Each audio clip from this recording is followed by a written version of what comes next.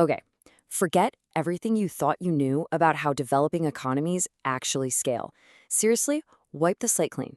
We are diving into a massive reality check today. Think about it. What drives a nation's economic miracle? You're probably picturing giant, sprawling factories, right? Thick stacks of government licenses, men in suits with formal corporate jobs. I mean, that's exactly what the textbooks preach. But the textbooks are dead wrong. The hard data coming out of Tanzania's explosive growth completely destroys this myth. Academics love to look down on unregistered street vendors as unproductive dead ends. But the reality? They are actually the ultimate growth engine. Prepare for a slap in the face. 88.5%. Let that sink in. A staggering 88.5% of all non-agricultural job growth in Tanzania came entirely from the unofficial informal sector. It's mind-blowing. So let's get into Section 1, the African economic miracle. Because the numbers here are just wild. Over a single decade, Tanzania hit a blistering 4.1% annual labor productivity growth rate. That's their fastest growth in modern history. We're talking total rapid transformation. And the reality on the ground is totally polarized. Look at the split. Formal job expansion, it barely moved the needle, sitting at a pathetic 11.5%. Meanwhile, the chaotic, informal street economy absolutely exploded with new jobs and opportunities. Which brings us to Section 2, the plot twist, finding the in-between firms. Here is where it gets really interesting. Researchers uncovered a secret, highly potent subset of businesses. They call them the in-between firms. These are completely unregistered microbusinesses, but they are incredibly productive. They are silently outpacing formal manufacturing. And they didn't just guess this. They crunched the raw data across millions of microenterprises. First, they surveyed 3 million businesses. Then, they filtered out the average players.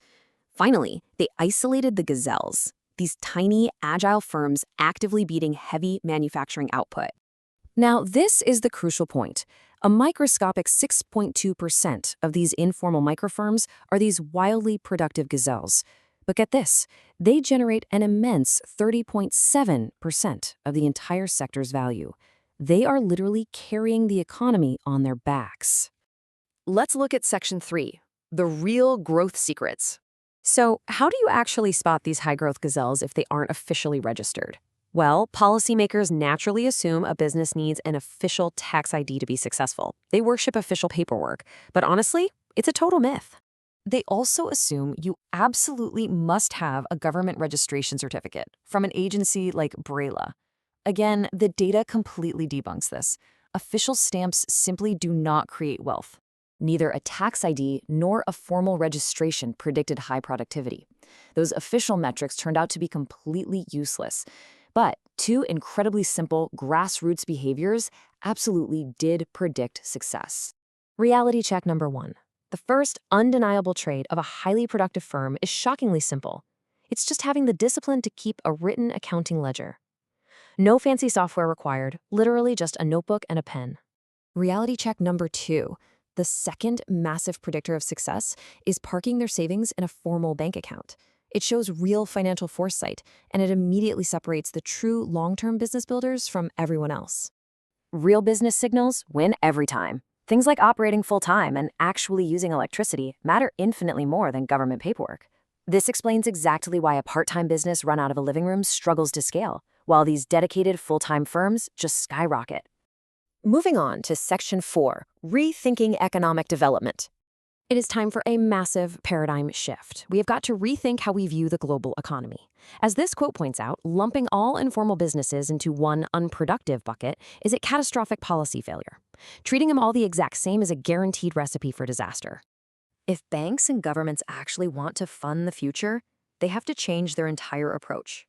Step 1, stop demanding arbitrary government licenses. Step 2, just ask to see their written notebook. That proves actual, real-world business momentum. And step 3, aggressively fund these in-between firms. So this leaves us with a mind-bending question. If the invisible, informal economy is what actually built Tanzania's economic miracle, what hidden engine is driving the growth right outside your door? What counterintuitive economic miracles are we completely ignoring right now?